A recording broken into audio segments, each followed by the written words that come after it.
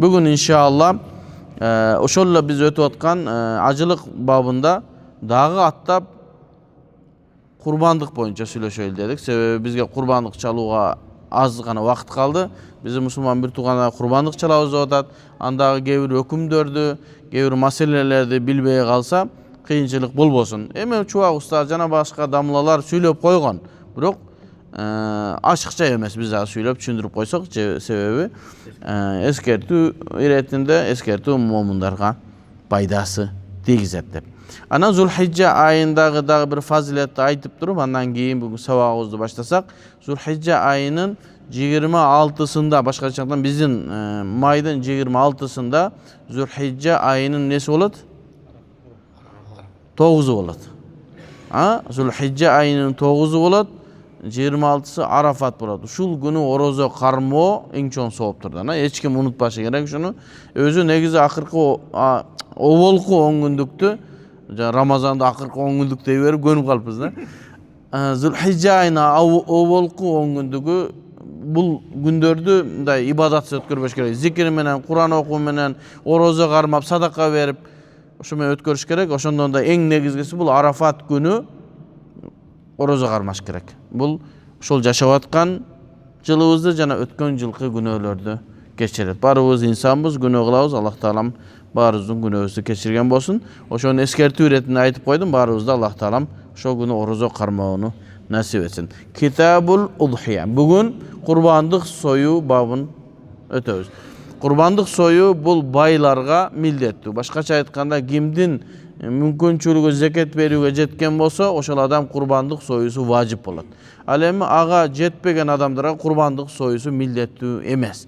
Эгер бир адам курбандык сое берем, мен жашоом жакшы эле Кудайга шүгүр, бирок зекет бере турган бай деңгээлге жете элекмин, бирок курбандык соем десе, нур үстүнө нур, себеби ибадаттан эч ким тыйбайт. Ошондуктан эгерде бирөө soyuğongo мүмкүнчүлүгү жок боло турган болсо, аны милдеттүү түрүп сен союшуң керек деп, аны кыйнаштын кереги жок. Ошон үчүн ар бир мусулман инсан өзүнө эмне милдеттүү, өзүнө эмне милдеттүү эмес билип алышы керек.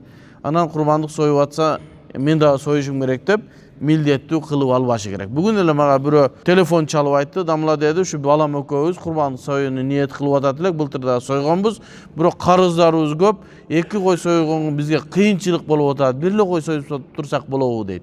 Мен айттым, сиз бай болбосоңуз, карыздарыңыз болсо, эмне себептен милдеттүү кылып ата сөзүңүзгө десем, союш керек экен ушундай дейт. Жок, союш керек эмес. Ал байларга гана, милдеттүүлөргө гана союшу керек. Ошону ар бир мусулман билип алышы керек. Бисмилlah деп бүгүн сабагыбызды баштадык.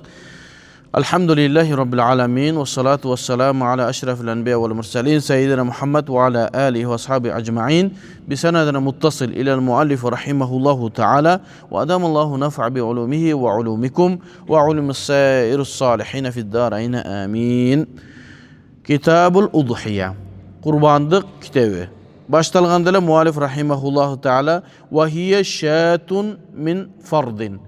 Kurbanlık degende özü bir koy eseptelinet.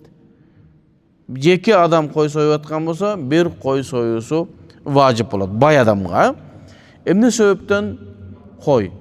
Koydun kaysinçası koçkoru jakşı. Sebebi bıçılgan bolsa andan da jakşı bolat. Sebebi İbrahim aleyhissalam özünün balasın kurbanlık kılganga buyurulganda asmandan kök koçkor düşkön. Şoňa alımdary zanan koçkor bolgandygy afdal. Bирок жалпысынан koy attı bolaveret. Demek hiye şatun min fardin. Былтыр bir mağa şunday suroo geldi, bir kişi bir cemaat jetөө biri bir koysa iştir. Bizim kolumuzdan gelbet jetөөz biri koysa iştir. Bardığının kurbanlığı jaraba kalat. Sebebi alarga özü kurbanlık soyup millettүү emes eken. Millettүү bolup olgandan keyin anan özüne özü kıynaştın gereği yok. Demek baylarga demek bir koydu min fardin bir adam gana soyuşka ruhsat. Ve bakaratun au ba'irun minhu ila sab'atin. Emi ve bakaratun. Özü negizi bize kurbanlık 3 kana nerseden soyunlat. Birincisi bu koy, başkaça aytkanda koçkor.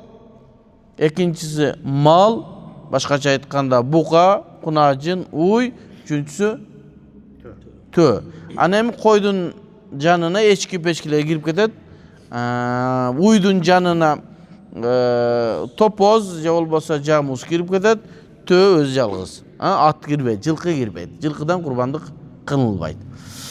Demek wa baqaratun, bir adam kurban soysa uydan da soysa bolat eken, au ba'irin. Ba'ir degen bul tönü dağı aytadi, ba'ir dep. Jamal dep de aytadi, ba'ir dep de aytadi. Naqa dep de aytadi. Her birinin özünün abalına naqa degen dele şo tö, ba'ir degen dele tö, jamal degen dele tö. Au ba'irun minhu, ay min fardin. Başkaçadan minhu da zamir fartka varat. Bir adamdan ila sab'atin, 7 adamga çeyin. Bir adamdan 7 adam. Başkaça aytkan bir adam özüle bir uydu soy, bir qoçqoru, bir töөнü soysa bolsa bolat. Biroq 6-onu qoşbasa da bolat. Sebebi 7 biriге bir uy je bir tö soysa kurbanlıkka jarayt. Emne sebepten 7 dese adamlarga жеңилдик болуусу үчүн.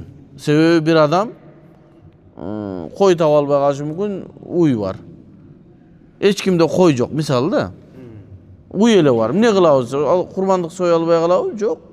7 adam çoğulup alıp kurbanlık soyuyor. Bro İmam Malik rahmetullahi aleyhinin mazhabında 7 adamdan cerabayt dep aytkan mesela. Onun özünün içtihadi bizden özümüzdün dalillerimiz var. Peygamber sallallahu aleyhi ve sellem'den gelen hadiste Bukhari rivayet kılgan.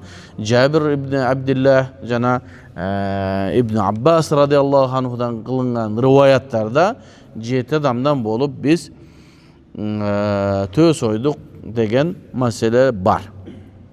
Demek uy je olsa tö soyu bir adamdan 7 adamga çeyme. 7 adamdan ötken oyun jarabayt. İn lem yekun li fardin aqallu min subu'in. Başkaça aytkanda endi bayağı 7 adam birigip turup bir tö je bir uy soyulunuş kerek dagı oşol 7'ge teng-tengden bölünüş kerek. Oşol 7'den biri bir adamga jetpey kala turgan bolsa jarabay kalat. Başkaçadan 8 adam bolup kalsa demek 7 adamdın mülkü 8'ge bölünüp ketти degen söz. Bul adam jarabay kalat. Şonun için illem yakun li fardın aqallu min sub'in. Yuqsamul lahmu vaznan la juzafan. Emi bayağı bir töөнü soyduk je bir uydu soygondan keyin emi bunu 7'ge bölüşüz gerek. Bizde o şakta Jallabat'ta döve deydi. Bir döve, 2 döve, 3 döve deydi. Başkaça aytkanda dodo deyip oşol töөнü soyup turup, uydu soyup turup 7'ge bölet. Anam bizde bayağı çap öyle bitip koyuveret. Oşondoy kılıp bölüngen tuğramı emes deydi. Ne deydi? Yuqsamul lahmu, janagı soyulgan töөнün je uydun eti vaznan tarazaga koyulup turup bölünüş gerek. La juzafan jana jilik kılıp bölünböş gerek. Sebebi emne dese biröөнün mülkü ekincisiga ötüp ketip kalbaş gerek. Biröөнün akısı ekincisiga ötüp ketpеш gerek. Kilogram menen bölünüş gerek. Mına oşondo tuğrabat. Yuqsamul lahmu vaznan la juzafan. İlla iza dumma ma'ahu min akra'ihi aw jildihi dedi. Yoksa bölünüp atıp şunday kılsa da bölet dedi. Biröөнүk etrak köbürök bolup turup kalgan 6-га же 5-ге bölünüp atkanda terilerin, but, bayça, başlarının koşup oşol et dep eseptelinip oşol jerde. Oşentip 7'ge bölünüp ketse anda boluveret. Biroq bizde azır ürp adatda maldın başı, jana terileri, buttары et katары kabul alınbayt. Demek ançeke jıldış kerek dagı taza etти kilogram menen 7'ge bölünüş gerek. Wa sahha ishtiraku 6 fi baqaratin maşriyetin li udhiyetin deydi. Emi bir adam özüne bir uydu satıp alıptır da kurbanlıkka jaray turgan uydu. Azır jaştары kelet. Biroq satıp alıptır, ondan başka adamları şerik kıldır. 6-10 gebas men uyum var, 1-2-3 dep kılsam ne? Sahha dedi. Uşun dip soysa dağı bolat dedi. Emne sebepten bu mesele çıkkan desem, gede kurbanlık soyuğa jakın kalganda sodagerlerden günü toydu. Bayağı bukaların, koyların asmanın başın çapçıda bağ koyu olat. Bul durus emez. Bul durus emez. Sebebi atayın bağını götörü şeriatımızda dura emez. Ошо мурда кандай сатылып жүргөн болсо, ошондой сатыш керек. Эми макул эми башка күнгө караганда сезон болду деп бир аз кымбаттаса макул. Бирок жана губнун фахиш дейт. Эки эсе болуп кетсе болбой калат. Баягы 20 000 сом болуп аткан кочкор кой бүгүн 40 000 болуп кетпесин. Же болсо 18 000 болуп кетпесин. 15 000 болуп кетпесин. Эми 30 000, 35 000 болуп кетпесин. Ушундай болуп атса, бирөө уйду эртерээк сатып алып коюптур буканы. Үйүнө көп чөп бериптир дагы, анан секин адам издеп атат. Алтынбек кел. Аман кел. Ким? Усама кел. Чогу жете соёбуз десе, Вассаха иштираку ситтатин. 6 адамды өзүнө шерик кылат. Фи бакаратин бир уйга машрия сатып алынган уй ал. Ли удхият. Мен курбандыкка соём дептир сатып алган. Эми мындай бир маселе келип чыкпасында бул сатып алган немесине эми аралаштырбасын. Болду өзүңө сатып алгансың, болду ниетиң кетти дебесин да. Ошол курбандыкка деп сатып алып туруп деле алтоону кошуп алса, сахха дурус экен, Ва за qabla shira ahabbu. Бирок дейт, жакшырагы дейт, сатып ал электе жетондоп турган жакшы болот дейт. Кандай эле сен өзүңө сатып алып туруп, анан бирөө чакырып, мындай кишине башка бирөөлөр күмөн жаратпастан, сатып ал электе кел Алтынбек, аман кел, манас биз жетөөбүз соёлу деп чогулган жакшы болот. Эми азыркы мезгилде курбандык союуда мындай кыргыздар мындай өнүктү. Этти жакшы көрөт да кыргыздарчы. Өнүктү. Кандай болду? Атайын бир муассасалар чыкты, жамааттар чыкты. Акчаңды бер, биз соёбуз деп. Бирок ошондо ошолорго эскертүү иретинде. Бирөөлөрдүн акчасын алгандан кийин бул аманат болот. Аманаттын баасы кыяматта кымбаттап кетет. Ошон үчүн бирөөнүн акчасын алып курбандык соём деп алгандан кийин ага аманатка кыянаты кылба. Эми ушул жерде маселе чыгып калат да. Бирөө курбандыкка курбандык соём деп 7 адам барып туруп бир жамаатка берди. 7 адамга ошол жамаат 7ге бөлүп бериш керек өз идея боюнчачы. Килограммда бөлүш керек дагы, анан аны өзү кичине жанына алып калып, анан калганын бышырып жеп, 3-чү бөлүгүн садака кылса болот. Бирок биздин акча чогултуп аткан жамааттагылар кичине ушул жеринде тура эмес кылат. Болду, бердиңби, Аллаху акбар. Соон Аллахтан күт дейт да. Курбандык соёт өзү эт жеген эмес. Өзү жакшырагы өзүң курбандык союп, өзүң курбандыгыңа жешиң керек. Анан аны балдарыңа бер. Андан ашкан 3-чү бөлүгүн бериш керек. Анан маселе каяктан чыгып атат? Курбандыкка акчаны берип туруп эле эчтекеси жок калып калуу мындай бир ыңгайсыз абалга келип калат. Анан үйдө эт, анан дагы бир кой союш керек болот. Мен ушуларды бир таксырлардан уктум да. Өзүнүн милдеттүү болгон курбандыгын акчаны берген тияка аяктан акча неме берилбейт, эт берилбейт. Анан курбандыкта үйүңө конок келип калса, байсың. Эт жок болуп турса, же магазинге барып килограмм эт алып келсең уят болот. Анан дагы бир кой союш керек болот. Бул эмне? Бир аз шариаттын талабынан чыгып атканыбыз. Демек, кой союлуп атабы? Мал союп берип атасыңбы? Анда бирден 7 адамга бир адамды дайындап, эми баа убойнунда соёт да, эми 20, 30, 70, 100 союп атат эми. Кудай. Жакшы. Бирок ошолорго 7 адамга бир башчыны коюп, макул андагы этти алып башка жака таркатып атасың, медресеге таркатып атасың, карлар үйүнө, жетимдерге, сонун, Аллах разы болсун. Бирок мына курбандык сойдурткандарга дагы бир 2 килограммдан эт берип кой. Бар үйүндө эти билем, акчасы дагы бар. Бирок ошол эт башка нерсе. Себеби шариятыбызда ошол өзү сойгон курбандыгынан өзү жеген жакшы болот. Анан бардыгын алып, ал үйүнө кайра кой сойгонго же болбосо, эми курбандык сойдум деп үйүңө 1 килограмм эт көтөрүп барсаң, сезим башкача болот. Курбандыктын этинен деп. Ошон үчүн эмне кылыш керек? Ошондой кылсак болот, бирок сатып албардан мурда 6 адамды тапсак болот дедик, Ва юдахи абу аул васию мин мали тифлин ганиyin. Эми бир бала бар экен, ол бай экен ол. Тифл. Кандай ол бай болуп калышы мүмкүн? Атасы тирүү мезгилинде балдарына акчаларды бөлүп берип койгон. Кече каяктан уктум мен? Аллахумма салли ала Мухаммад. Абдурахман деген досум айтты. Бир ноокатта бир бай киши бар экен, жаш мезгилинде балдарына акчаларын бөлүп берип койгон. Алар ошо менен эртерээк бутуна туруп кеткен. Жаш балдар 9-класс, 8-класс балдарына да акчасын бөлүп берип койгон. Балдардын эрте жетип, кээ акылы бар акчасын иштетип байып кетиши мүмкүн, кээбикси жок. Эми ошого баласы ишенсе керек да. Эми ал биздин балдарга берсе кандай болот, аны маселени карап көрүш керек, а? Демек, ошентип баласына акчасын берген, бала байып кеткен. Байып кеткенден кийин ал курбандык союш керек болот. Бойда. Ошого юдахи ал-аб, атасы соят эми. Баласынын акчасынан алып туруп. Балагатка жете элек бала. Жок, туфлин деп атпайбы, жаш бала. Юдахи абу мин мали туфлин ганиyin. Жаш баладан. Балагатка жеткенде гулам болуп калат, а? Жаш баланын атынан. Демек, атасы союш керек, аввасы. Атасы жок, бирөө осиятка кылып, ушу менин баламы кара деген болсо, ошол союп берет экен, кимдин? Баланын акчасынан. Ошого азыр бизде кичине мүмкүн ушунча сабак айтылса да адамдар түшүнбөй атышабы? Балдарына да атасы союп аткан абалдар бар. Эгерде тафадулан минху, өзү я бисмилла мен балдарыма деле мен жанагы витр садака берип атканда атасы балдарына берип койрот, же баласы ата бардыгына берип койрот го. Ошондой кылып берип аткан болсо макул. Бирок мындай эсептеше келе турган болсо, анда эмне? Баланын өзүнүн малынан союш керек. Ким соят? Атасы же болсо бирөө чоңойтуп карап аткан васыйы союш керек, а?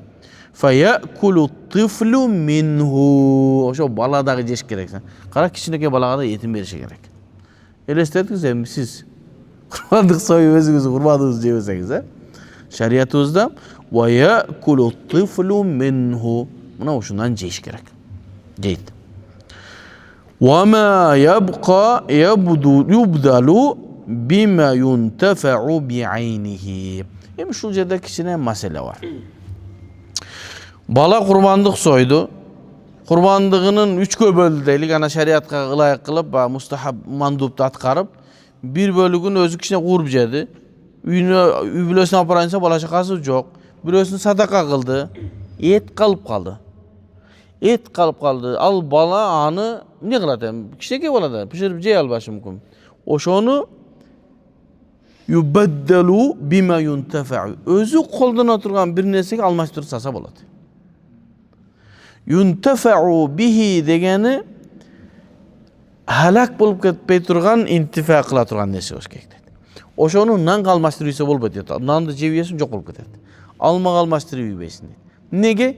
Кийимге, бут кийимге, же велосипедке, же баягы пайдалана турган нерсеге алмаштырып ийсе болот. Эмне себептен мындай деп атат десе, болду, курбандыгын сойду. Аллах Таалама сенин сойгон малыңдын каны деле, жаны деле керек эмес. Сенден болгон ниет гана керек. Болду. Эми андан кийин сен эйлик кылдыңбы? Сойдуң, анын керектүү нерсесин бердиң, жегенче жедиң, ашып калдыбы? Өзүң пайдалана турган нерсеге алмаштырса болот. Баланы айтып атат, Wa awwalu waqtiha ba'da salatil Eid in dhabaha fi Misr. Bizde ilgeri kurbandık koydu, kurbandıkты soyup koyup anan meçitke getişçi da. Men bilgenden oşol bizdin ayıllarda oşol jer şaharga girbegendikten al жерге kurbandık eneme Cuma oku milleti emez, же ayet oku milleti emez yerler bolsa gerek da. Men kичинекеймин да, эми азыр билбейм, эми айылда. Демек шаарда боло турган болсо, анын вактысы качанса аввалу вактиха бa'da salatil Eid. Айт намазынан кийин башталат экен, биринчи вактысы, а? In zabaha fi Misr. Эгер аны шаарда союп аткан болсо. Бишкекте союп атасыңбы? Бул жакка келип, мечитке же болбосо Кудайым разы болсун, немеге площадка барып калсак, а? Площадтан намаздан келгенден кийин анан курбанды союш керек.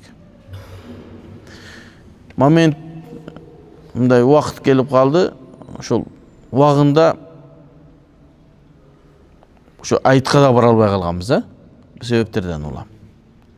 Аллах Таалам эми айтты аянтты окуунун мүмкүнчүлүгүн жеткизди. Эми ушул нерсеге сын пикир бир нерселерди айтпастан не кылыш керек? Шүгүр кылыш керек. Шүгүр кылсаңар, Аллах Таалам силерге арттырып берем деген. Эмне деп шүгүр кылышыбыз? Алхамдулилля. Ушул айт намазды барып аянтта окуй албай калдык. Аллах Таала бизге кайра мүмкүнчүлүк берди. Аллахым разы болсун. Биздин башчыларыбызга Аллах Таалам разы болсун, инсаф берсин, тавфик берсин деп дуа кылыш керек. Кээ бир адамдар айтат, ал ошо силердин эле акыңар болчу. Кийин аны тартып алды дагы, кайра берсем неге сүйүнүп атасыңар деген мындай кыйшык сөздөр чыгып атат. Эмне дейт? Мурда силер акыңар бар болчу дейт, бар площадка барып окуганга. Аны силерден тыйып койду дейт. Анан кийин тыйып коюп кайра уруксат берсем, эмне сүйүнүп атасыңар? Силер сүйүнбөгүлөр. Негизинде силер уруксат бериш керек болчу дейт. Биз ошол мамлекет башчыга баш ийгенге милдеттүүбүз. Анан тыйып койду эле, кана кыйының барып чыгып окуганың, окуй албадың го барып чыгып. Демек колуңан келбейт.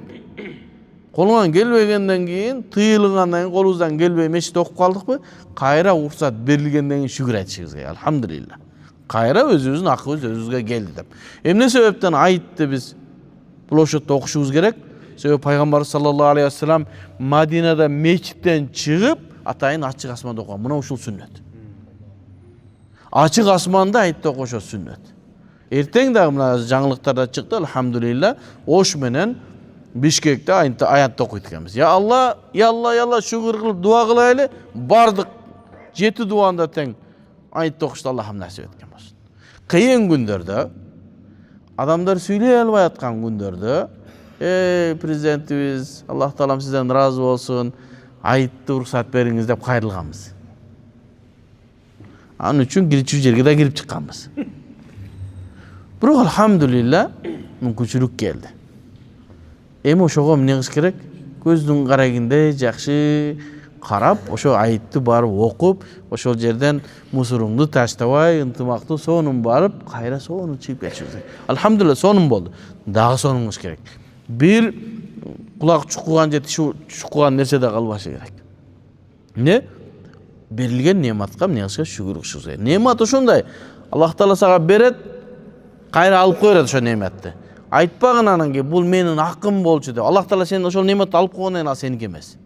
Ал нематты биздин ниетибиздин начарлыгынан алып коюшу мүмкүн, биздин пикирибиздин начарлыгынан алып коюшу мүмкүн, адебибиздин начарынан же карманган жолубуздун начарлыгынан. Эмне себептен айт площадта окулганга тыюу салынды? Атайын бир кабарлар келген мында, бир нерсени уюштурат бирөөлөр, ошол жерде бир нерсе кылат дегенден кийин анан адамдардын коопсуздугу үчүн ошол нерсеге тыюу салынган. Анан сен билбеген, мен билбеген көп маселелер бар. Ошо биздин туура эмес амалыбыздан. Демек, биздин туура эмес амалыбыздан Аллах Таала нематты алып койгон болсо, ошо немат меник болчу дебе. Сага Аллах Таала байлык берди, байлыгыңды сонун кылып карманып, анын зекетин берип, курбандыгыңды союп, адамдарга жакшылык кылсаң, ялла, Аллах разы болсун. Эгерде Аллах Таала кааласа, байлыгыңды алып коет. Аллах Таалага айта албайсың. Мен акым болчу, мен байлыгым бар болчу, мени алып койду. Аллах Таала нематты берет, эгер дагы шүгүр кылсаң арттырып берет. Болбосо нематты алып кое берет. Мен сенин акыңбы, башкабы алып коет. Ошон үчүн бар нематка шүгүр кылалыга. Ушул жерде бир хадис эсиме келип кетти. Пайгамбар саллаллаху алейхи вассалам курбандык кой союп, анан элге таркатып атканда Айша энебизден сурады. Канча эттен канча калды? Дегенде бизге бир гана далы калды деген. Бардыгы дегенде пайгамбар айткан жок. Бизге бардыгы берилди, бизге далы эле калды. Берилбеген деп айтты. Себеби бергенибиз биздики дейт. Үйдө калган о далы биздики эмес. Сен эмне? Бизге берилбей калган бир эле далы калды деп айткан дейт. Демек, берген сеники. Мен саада ли нафсихи дейт арабтар. Сен бирөөгө жардам берип, бирөөнүн муктаждыгын чечип, бирөөнүн бир нерсесин кылып берсең, а сен өзүңө жардам берип атасың. Себеби берилген нерсе ошо сеники. Ошону айтабыз да, шотуңда турган акча сенин акчаң эмес. Аны бирөөгө жакшылыкка жумшадың, бирөөгө жардам бериң, бирөөгө китеп алып бериң, бирөөнү окуттуң, бирөөнүн бир муктаждык чечтиң, бирөөнүн операциясын кылдың, бирөөнүн ооруп аткан жардам бердиңби? Ошо бергениң сеники. Шоттогу сеники эмес. Ошон үчүн тырк деп өлүп калсаң болду. Эчтеке пайдасы бербей калат. Аны мураскорлор эмне кылып кетет? Талап кетет. Кеттик кайра. Демек шаарда аввал вактиха ба'да салатил ид ин забаха фи Миср. Жанагы маселеден айт площадьты айткандан кийин дагы бир нерсени айтайын деп атып, азыр кайра эсиме келди. Уктуңар кече Аллах таалам ыраазы болсун, президентибизге, устазыбыз Чубак ажыга Кыргыз эл баатыры деген наам берди. Буга чейин эч бир мусулмандардан бирөө алган эмес муну. Алхамдулилла, Алла ыраазы болсун. Макул көзү өтүп кетти, көзү өтүп кетсе дагы ошол бир мезгилдерде өзүнүн акысы берилди. Чубак ажы адамдарга дин таркаткан диний адам болгондугунан эмес, Кыргыз элибизге кылган кызматынан, канча деген уурулардын азайышына, сойкулардын азайышына, бузукулардын, баш кесерлердин, адам өлтүргүчтөрдүн азайышына кошкон салымы бар. Кээ бирөөлөр айтып атат да, ал эмне кылып койду эле Чубак, бир молдо болчу да. Жок, молдо эмес. Ал элди оңдоого кызмат кылган киши. Алхамдулилла, ошол кишиге ушундай наам берилди. Ушуга да шүгүр кылышыбыз керек. Эми соцсеттерди карасаң, Чубак устаз жөнүндө сөз болуп атат да. Кетти башка жакка келди. Жок, мындан мурда бериш керек болчу. Эми кереги жок. Азыр берилгенине эмне кылышыбыз керек? Шүгүр кылышыбыз керек. Иншалла дагы артырып берет.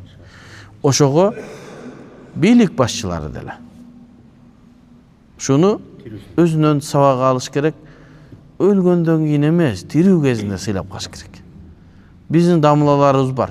Башы көрүнгөн, исламга кызмат кылып аткан, кыйынчылык күндөрдө башын сайып, барып Ошко, башка жактарда барып, элдерди ынтымакка чакырган дамылаларыбыз бар.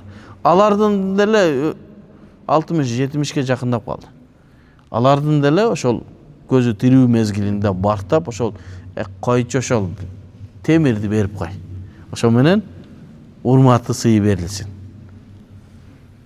Абшүкүр устаз дамылабыз бар, Максат ажы, Молонадыр дамыла, Марс устаз, исламга кызмат кылган көп адамдар бар да.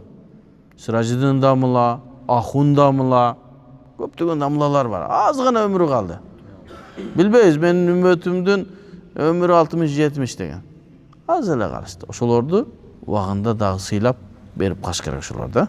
Аллах таалам биздин башчыларыбыздан Аллахым разы болсун. Демек, ошол мурда бериш керек болчу, көз өткөндөн кийин дебейли. Шүгүр кылайлы, Аллах таалам арттырып берген болсун. Бa'да тулу'ул фажри яумул нахри ин забаха фи гайрихи. Эми фи гайрихи дегениге шаарда болбосо, айыл жергелерине курман сое турган байлар боло турган болсо, бa'да тулу'ул фажр. Башкачадан багымдаттын убактысы киргенден кийин курбандыгын сое берсе болот экен, Жана мен айтканым ошо, бизде ошол амал кылышкан экен. Айыл жерге мен билгенден ошол жерге уруксат берилген эмес окшойт. Ва бa'да тулу'ул фажр яумун нахр деген айттын эртеси.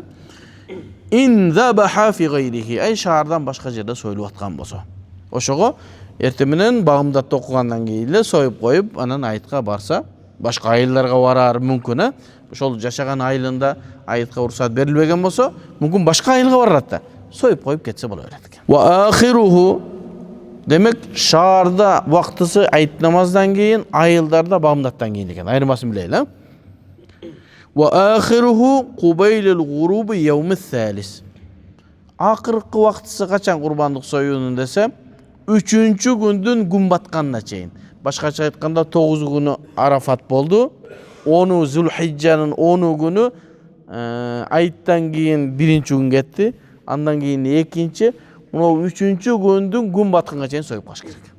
Күн баткандан кийин союлган эт ал курбандыкка жарабайт. Балким эмне болуп калды ал? Жөнөкөй эле үй бүлөнгө сойгон мал болуп калды. Демек, ва ахируху кубайли гуруби яумис салис.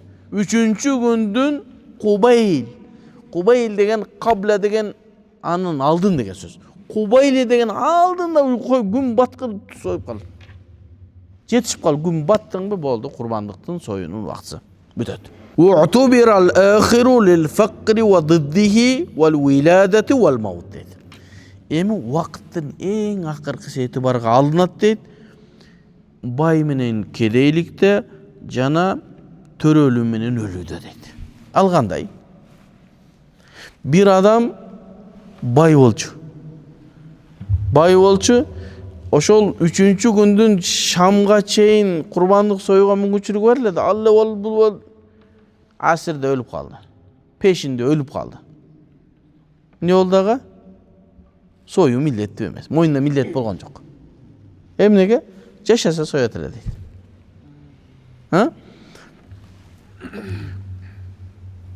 Бир адам бар, эртең менен бай болду дагы, бай болчу да. Эртең 3-чү күндүн асырына жеткенде вообще эчтекеси калбай калды. Эгерде акчасы турганда ал дагы соймак, ага да милдеттүү эмес. Дагы эмне бар? Уиладату вал маут. Факырды айттык, байды айттык, же болсо жана бай эртең менен бай болуп кем болуп калса, же болсо бирок кембагал болуп келип туруп, 3-чү күндүн күн батканга чейин байып кетсе союш керек болот. Айырмасы эмне? Бирөө бай болду, 3-чү күндүн күн батканга чейин кембагал болуп калдырам, союш милдеттүү эмес. Кембагал болуп калды. Асырга чейин асырда кембагал болуп калды. Бирөө кембагал болуп келип туруп, асырда бай болуп калды, союш милдеттүү болот. Өлүп калган адамды айттык, сойбой туруп асырда өлүп калган болсо мойнуна милдеттүү эмес, тирүү болсо соймок. Бирөө төрөлүп калды. Эртең менен жок болчу, асырда төрөлдү. Төрөлүшү менен бай болду ал. Бирөө акчасы мисалы үчүн шотунда турат, төрөлсө эле мынча акча деди. Атасы бөлүнүп, тыкка төрөлүшү менен ал бай болду, союш керек болот. Куриха забху фил-лейл. Түндө курбандык союу макрух болот дейт. Эмнеге макрух болот? Десе, ар кандай ихтималдар бар. Союп атканда малды кыйнап коюшу мүмкүн. Түндө союу макрух. Сойсо болобу, сойсо болот, бирок макрух. ويقضي الناذر والفقير شراء للأضحية بتصدقها حية. Bir adam жөн эле жүрүптүр да, өзүндө акчасы жок, колунда жок, зорго жүрөт. Мага быйыл курбандык союу милдеттүү болсун, өзүнө өзү милдеттүү кылып алды. Назир кылып алды. Ушундай кылды дагы, анан бир кембагал акчасы жок, ал дагы кой сатып алыптыр. Бирдеги назир кылып мен кой союм деп алыптыр. Анан соя албай калды, жанагы күн батып кетти. 3-чү күндүн күнү батып кетти. Бирок малын сатып алышкан. Бирөө назир кылып туруп малын сатып алып коюп койгон. Назир деген билесиңер, өзүнө өзү милдеттүү кылган. Милдеттүү эмес, өзүнө өзү милдеттүү кылып алган. Анан бирөө кембагал ал дагы карыз кола кылып сатып алыптыр да. Сатып алгандан кийин эмне кылыш керек эми? Ятасаддaqu bi tasadduqiha hayyatan. Тирүү бойдон кадия кылып, союлбайт эми. Кембагал менен назир кылган. والغني بتصدق قيمتها شرع أو لا. Эми бир бай вакыты өтүп кетиптир. Ал бул кылып отуруп, антип биринчи аял, экинчи аярына барып антип келгичеңди 3-чү күндүн күнү батып кеттир. Курбандык союлук, эки үйдө тең эчтеке жок. Ал акчасын садака кылат эми. Вакыт өткөндөн кийин кой союунун бекер. Эми акчасын садака кылат. Ал мурда койду сатып алып койгон болсун, сатып албаган болсун. Бирок буканга коп койгон да я. Бирок аяка бияка чыркып отуруп вакытысында соя албай калган болсо, эми сатат дагы акчасын эмне кылат? Макул вакытысы кетсе деле деп союйбайт болду эми. Аны сатат да акчасын садака кылат. Ал эми факир менен назир башкачадан өзүнүн миллети кылып алган алар тирүү бойдон садака кылат, союбайт. Эрежелер да.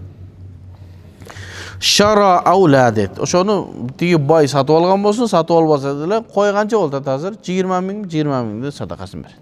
Сатып алган болсо, сатып туруп акчасын берет, кыйматы.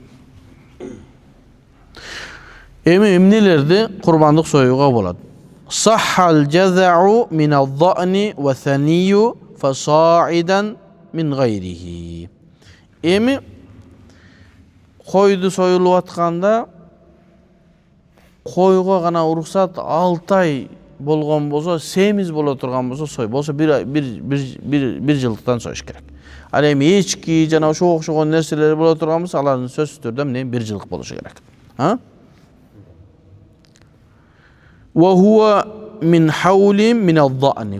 Koy боло турган болсо, эмне болуш керек? 1 жыл болуш керек. Бирок jaza' болуп, semiz болуп, soygunga жарай турган болуп кала турган болсо 6 айдан болсо деле болот. Бирок эчкилер semiz болсо да 1 жылдан союлат. Wal ma'iz hawlayni min al-baqar. Uy soyom desең, бука soyom desең, сөзсүз жылда 2 жылдык, 2 жашар болушу керек. Хамсин min al-ibli. Tö soyom desең, сөзсүз жылда 5 жылдык болуш керек. 5 жаш болуш керек. Tuzbahul thawla'u al-jamma. Thawla деген нерсе айлампаш кой. Айлампаш кой бар го? Айлампаш кой деген мээсинен көкме. Ошону сойсо болот экен. Tuzbahu thawla al-jamma деген нерсе мүз жок десе. Мүздүү болушу жакшы дейт. Себеби жанагы Ибрахим алейхиссаламга түшкөн кошкор мүздүү кошкор болгон. Ошого jamma деген мүзү жок болсо деле ошол кошкорду сойсок болот. Баш айлампашты дагы сойсо болот. Ошон үчүн саул jununun yusibu sha. Ал ушундай бир оору, койлор ооруйт экен. Фала татбаул гhanam. Койлорду эрчип жетпей калат деп тур. Tastadiru fi marqatiha. Жана tastadiru өзүнүн ордуна айланат. Ошон үчүн айлампаш деп коет. Ошону сойсо боло берет экен. Wal khasiyyu. Анан бычылган дагы койду, кочкорду сойсо болот. Уйду деле, буканы деле, төөнү деле, өгүздү деле сойсо болот. Себеби жана бизде кулагы кыркылган болсо, куйругу жок болсо, чолок болсо жарабай калат. Эмне себептен десе бул эмне? Кемтик болуп калды. Бунуку деле кемтик болуп калбайбы? Десе жок. Шунун кемтик болгону анын этинин даамдуу болушунун себеби болот экен. А курбандыкка эти даамдуу болгон жакшы болот экен. Мустахаб экен кайрачы. Wala ajfa. Ajfa деген нерсе арыкты сойбо, өлөйүн деген нерсени алып кеп сойбо. Курбандык союп атканда семизин сой, Аллах Таалага жагымдуусун. Өзү Аллах Таалага сенин коюңун деле, башка курбандыгың деле кереги жок. Сенин ниетиң керек болот. Аллахка дегенде мынантип ыржыйып калбай, жакшысын сой. Мисалы үчүн үйүңө конок келип калса, кудан келип калса, семизин алып келесиң го, чоңурагын алып кел деп. Аллах Таалага дегенде, Аллах Тааланын рахматына дегенде, арзан өлөйүн деген койду сойбо дейт. Мен чөтө көзүм не болуп баштады. Ва аржа. Анан вал аржа. Чолокту дагы сойбош керек. Чолок бул айып эсептелет. Ла тамши ила мансаки. Башкача айтканда, бая сое турган убойнуга жетпейт да, чоң сүйдүрөп барышың керек болот. Сойбогандай. وما ذهب أكثر من ثلث أذنيها أو عينها أو أليتها дейт. Дагы бир койду сойгонго болбойт экен. ذهب أكثر من ثلث أذنيها. وما ذهب أكثر من ثلث أذنها. Bir koy var, anın kulağının 3'ten 1'i ketip kırkılıp eğin salınıp ketip kalgan bolsa, anı dağı mne jarabayt eкен. Şul жерде bir masaleye toktolайлы. Bizde жылга ушул көйгөй болот. Biz eğin salabız bizdiki оңдон шаратилик, солдон түз кесмей деп айтылат да. Баягы шаратилик ко макул, мынтип ортосунан эле мынтип кесип койду. Түз кесмей нет, аттан ары жагынан шаратилик, камчыдан ары жагынан түз кесмей деп айтылат да, ушунда кыргызда ушундай да. Аттан ары жагынан деген сол жактан, камчыдан ары жагы оң жак. Атты чабынган жагы. Ошону кулагын жарымын алып эткенде биздикилерчи, кулактын учунан эле албастан. 3'төн 1 кулак кетип кала турган болсо жарабагат экен, айып эсептелет экен. Анан бизге суроо келип атат, биздин ушундай койлорубуздун бардыгы ээн салынган, эми кандай кылабыз десе, эгер сен кой неме кылып аткан болсоң, кой багып аткан болсоң, я Алла бисмилла бирөөнү жөн кой, ээн салып ошого. Эртең курбандыкка соям. Бир жылы тез эле келет да. Бирөөнүн кулагына тийбе. Базарда сатып аткандар дагы ошону абайлаш керек. Эгерде буну базарга сатам десе, ага ээн салбай эле багыш керек. Ээн салган качан болот? Өзүн кой кылып, багып, жайлоодо багып, бирөөнүкүнө бирөө аралашып кетпесин дейт. Же болбосо бирка жана кулагына жанагындай басыш керек. Тырык деп басып коет, немеси жазылып коет. Атын жазып коет, номерин жазып коет, кет дегенде. Вайниха дейт. Анан бу айын деген 3/1 кеткенге атып болбойт. Бул өзүнчө эле бул. Көзүнүн 3/1 кетсин эмес, көзү көр болуп калса болбойт. Көзү көрлөрдө айып эсептелет. Эмне айып эсептелет? Кайсы бир малдын баасы базарда арзандай турган болсо ошо айып эсептелет. Демек, көзү көр буканга апарсаң албайт да бирөө. Коюң албашы мүмкүн, баасы түшөт. Демек, ошону дагы сойгон дурус эмес экен. Же болбосо куйругун. Бизде көбүнчөсү ит куйругун жулуп кетет, же карышкы жулуп, же чөө жүрүп кетет дагы куйругунун жарымы кетип калат. Же 3/1 кетип калат. Жанагы атып кылып кулактын 3/1 кетсе дурус эмес дедик го, ва ма захаба аксар. 3/1 калса, 3/1 көп болуп кетсе эмне болуп кетет? Жарабагат. Ошондой эле куйругу да 3/1 кетип калган болсо ал дагы жарабай калат курбандыкка. Аз калды, ушуну бүтүрүп салайлы. Бүгүн курбандыкты бүтүрүп салса жакшы болот. وإن مات أحد سبعة وقال ورثته اذبحوه عنه وعنكم صح. Эми 7 адам менен сүйлөштүк. Ол курбандык соёбуз дедик. Эми өмүр жашоо дегенде бир адам бул дүнүйө өтүп кетти. Ниет кылып, акчасын төлөп курбандыкты 7 адам союп алган, сатып алган, союгучаңды бир адам бул дүнүйөдөн өтүп кеткен болсо, анын мураскорлору эмне? Өзүңөрдүн атыңардан жана ошо өтүп кеткендин атынан сое бергиле десе дурус болот экен, болду. Варасада жана мураскорлору сое бергиле, болду, биз ушуга макулубуз десе, болду. Себеби эмнеге десе, ал союлбай калдыбы, ал акча мураска бөлүнүш керек болот да.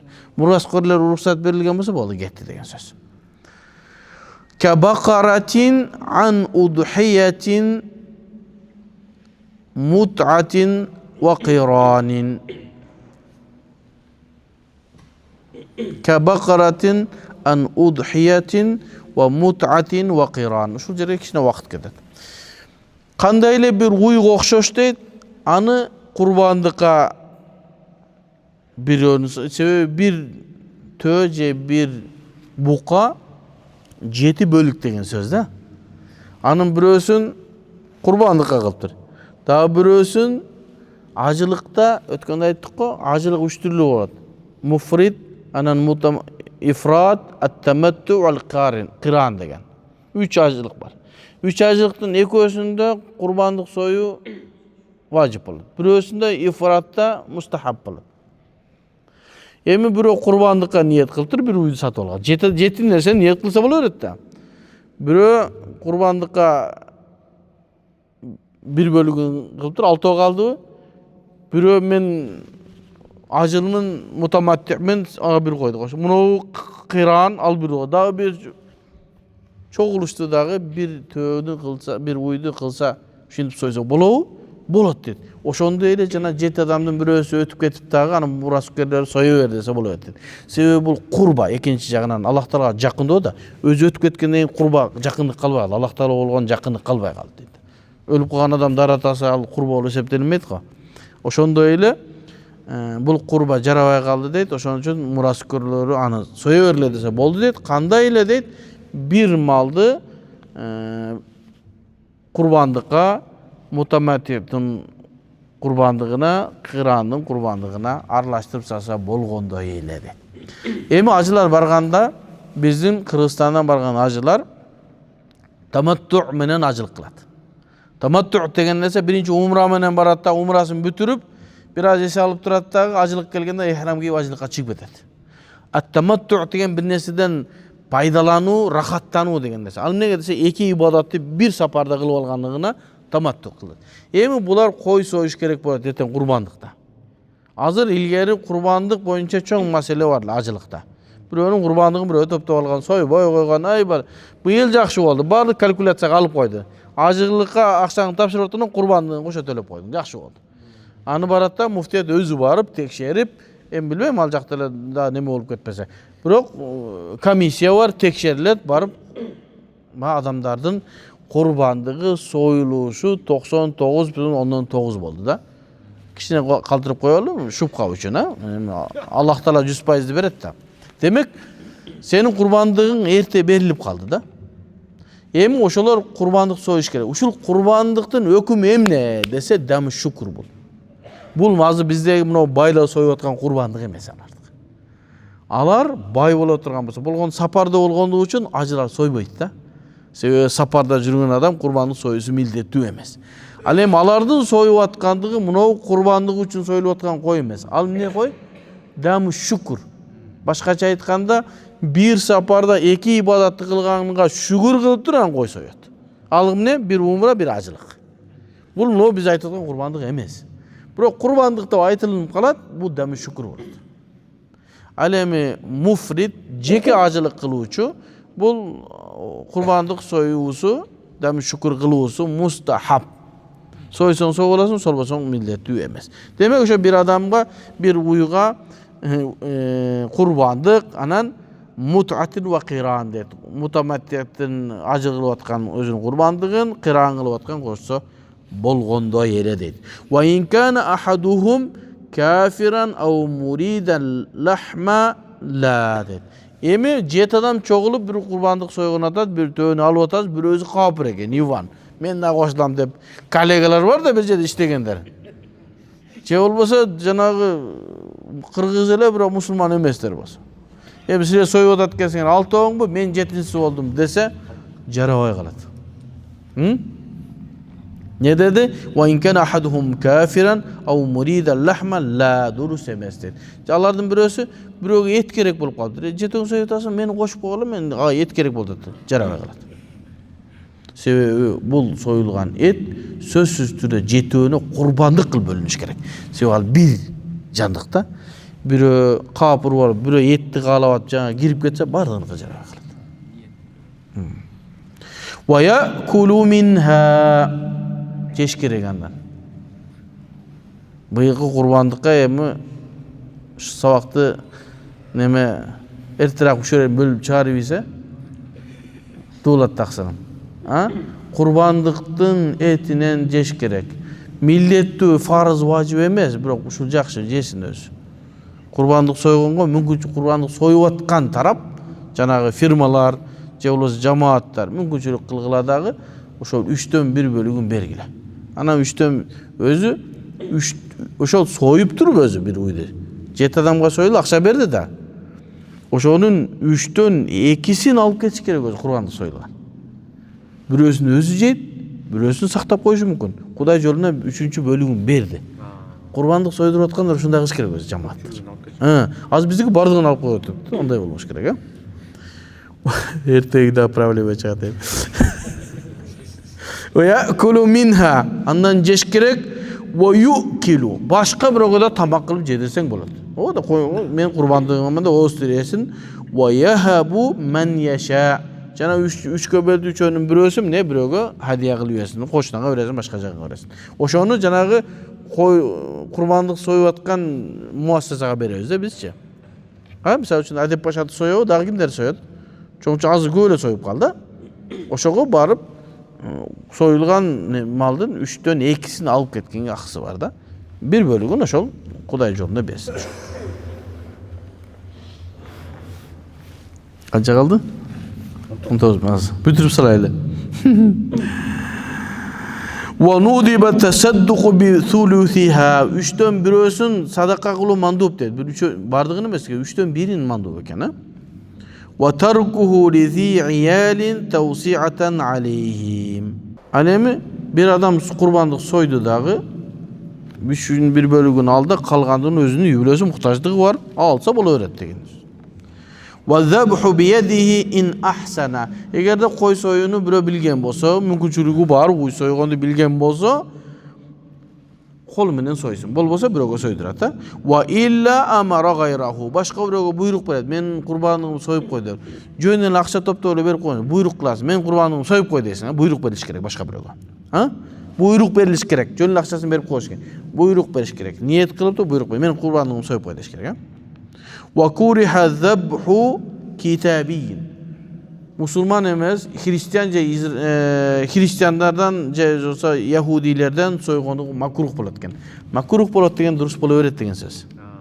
Makruh jakşı emez, biroq durus degen söz. Musulman soysun.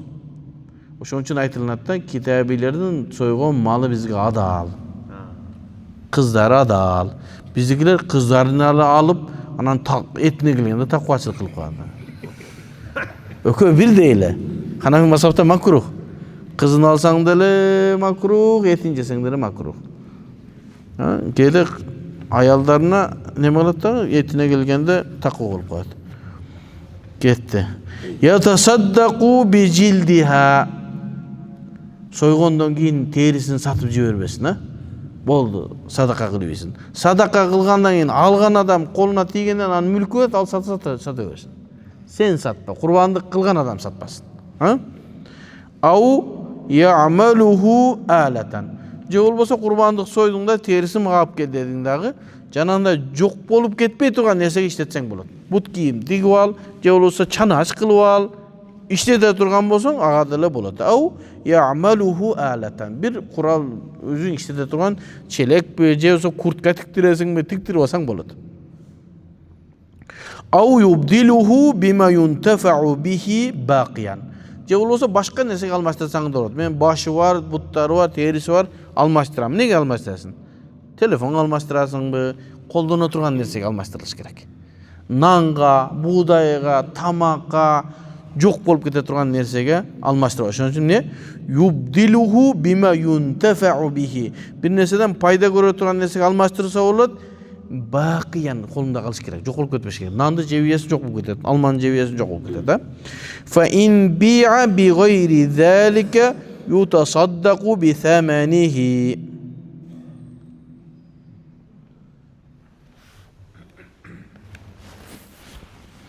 Fa in bi'a bi gayri zalik. Janagynday bolboston turup butun, başın, terilerin satıp yegen bolsoň, bilbesden durup satıp edince bilip durup satıp edinbe ha. Fa in bi'a satılınsa dedi. Feil majhul menen boldat da. Satsa degen. Satılınıp ketse degen sözde. Bir nerse boldu satılınıp ketken bolsa bi gayri zalik. Jana daim işlere turgan nerse emes. Jok bola turgan nerse. Nanga satıp edip almaştırıp jok bolup kete turgan nersege almaştırgan bolsa yutasaddaqu bi thamanihi. Satkan akçasını da ne kılış gerek? Sadaka kılıp salış gerek. Sebebi sen soyup atkan kurbandık Kuday üçün degen kurbandıktan ne istesesin al ber Kuday üçün. Bismillah. Je özüň je bolbosam ne ol? Jana misal üçün mындай kılsaçı, janagı kurbandık soyup turup 3'e bölünöt. 3'e bölüngöndün 2 bölügün özüň alıp ketseň bolat dedik. Bir bölügün Kuday joluna berişim mandup dedik. Jakşı dedik ha. Oşogo tigi içegelerin terilerini koşup alsaçı jana 2 bölüngüne. Özü barıp jey turabsa bola beret. Bolgon satbaş gerek, almaştırbaş gerek. Özüň barıp terisin bir idiş kılıp alsaň bolat dedik. Any kurup jeýiseň delе bola beret. Ana men aytam da kurbandyktyn janagynday örtüp kuykalayat ko, oşonça da sonun bolat da. Oşo teri berisimi etmeni çok ketet da. Biroq em maga bizge mümkünçülük bolbay kalat da. Kurbandy soygonda estep koyula. Oşonu terisi menen janagynday neme bolat ko? Kuykalayat ko. Sonun bolat. Damı da jakşı bolat eken. Mындай jana ış çıtlanıpça. Jakşı bolat. Terisinden oňoy kurtulasyňar. Ha? Kilogramda görek bolat da. 2 kilo. ولو غلط اثنان وذبح كل شاة صاحبه صح بلا غرم. Jana aytdım go, tünde soyu makruh dedik go, biröөнükün birөө soyup salışı mümkün dedi. Oşo yerden men başkaça açık söz aytpadymby? Jarabay kalat dep edimbi? Makruh da. Tünde soyu makruh sebebi biröөнükün birөө soyup kalır. Oşon üçin ne? Law ghalita isnani. Ekö bir korogo чubак досум экөөбүз эки курбанды тап келте киргизип койдук, а. Анан ката кетип мен чубак ажымын курбанын союп, ал меники союп ийсе, сахха, дурус. Бела гурмун эч кандай штраф башкасы нерсе жок. Болду. Экөөбүздүн ниетибиз бер. Wa sahhat tadhiyatu bi shatil ghasbi la wadi'ati wa dhaminahuma. Ушул жерде бир узураак маселе 13 мүнөт бар экен. Ушуну айтайын дагы, анан кийин суроо жоопко келели. Алхамдулилlah, Мухтасар Вукаядан курбандык бабын сүйлөп идик, нары чой бүтүп идик. Сахха at-tadhiyatu bi shatil ghasb. Бирөөнүн коюн басып алыпсың да, сен тартып алыпсың да. Курбандык сойсоң болобу, болот деди ошо. Кандай бирөөнүкүн алып алып турам курбандыкка союй дейин десе, анын аркасында маселе бар. Бирөөнүкүн алып алдыңбы, анын төлөп беришиң керек. Ядману, а? Баягы алып союп ийгендигин төлөп беришиң керек болчу. Демек сен төлөп бересиң, жанагы сеники болуп калат деген сөз. Кокустан бирөө ушинтип басып алган, бирөөдөн тартып алган койду, же буканы союп ийди. Анан сот болду, аны төлөп бердиби? Курбандыгын жарадыбы, жарады да. Ошону айтыксы келди.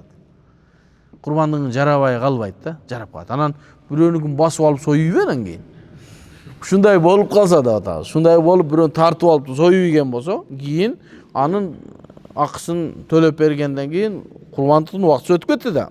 Ла вади'a дейт. Бирок бирөө сени аманатка таштап кеткен, сактанып турсун деп бирөө берген да, койду союсаң болбойт экен. Себеби анын акысы. Андан уруксат алган жоксуң. Даман кылып бересиң.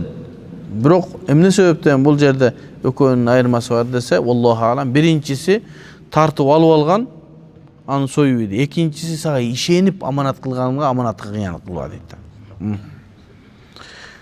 Wa dhaminahuma экөөндөн төлөп берет дейт. Союп ийседир, а? Тигиники өтпөй деле калды, бирок төлөп берет. Курбандык өтпөй калды, вади'аныкы. Бирөө коюп кеткен, мына сенде туруп турсун деп, анан союп ийсең өтпөй калды. Аллах разы болсун.